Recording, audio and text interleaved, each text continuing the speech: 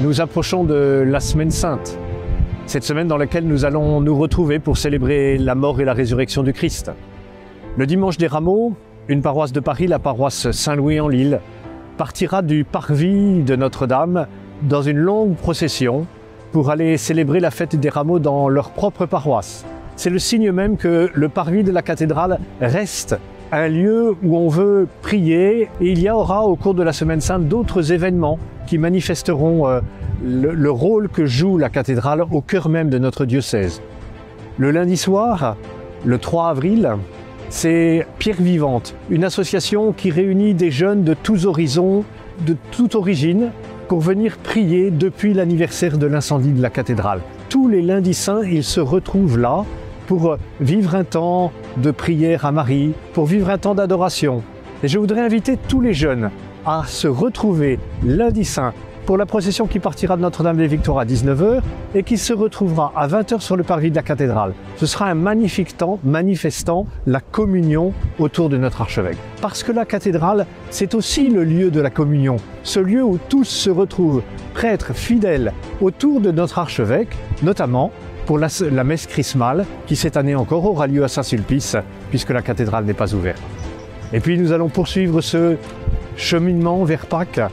Et le vendredi saint, alors même qu'à Saint-Germain-l'Auxerrois, où la liturgie cathédrale est célébrée tant que notre belle cathédrale n'est pas encore ouverte, à Saint-Germain-l'Auxerrois, entre 10 h et 17 h, la couronne d'épines sera présentée à la vénération des fidèles. Vous pourrez venir là aussi pour manifester votre attachement à ce signe si fort de la passion du Christ, qui est un des trésors de l'humanité, trésor de la chrétienté, et qui est abrité habituellement à la cathédrale.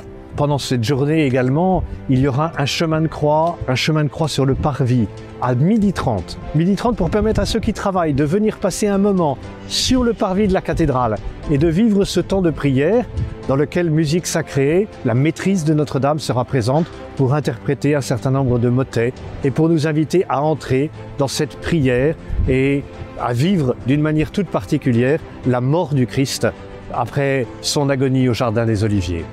Et puis viendra ce magnifique moment, ce moment de joie avec la fête de Pâques où les Alléluia à nouveau retentiront. Et je vous donne aussi rendez-vous à 11 h 30 sur le parvis de la cathédrale. Là, nous célébrerons d'une manière particulière la proclamation de la Pâque. Les bourdons, les deux bourdons, Emmanuel et Marie de Notre-Dame, sonneront comme ils ont peu sonné ces derniers temps. Mais c'est tellement beau d'entendre ces bourdons sonner. Et puis, tous les Parisiens sont invités à se retrouver à 11 h 30 sur le parvis de Notre-Dame pour vivre ce temps de joie, ce temps de partage, ce temps de prière et ce temps d'amitié. Alors oui, il y a cette semaine qui commence, qui culminera avec la joie de Pâques et avec la joie de recevoir tous ces catéchumènes qui seront baptisés dans l'Église. Notre-Dame vit, Notre-Dame continue à vivre et Notre-Dame vivra. Nous sommes au printemps de Notre-Dame et nous attendons avec joie l'été de sa réouverture. Nous vous y attendons et nous sommes heureux que vous puissiez partager ces moments avec nous.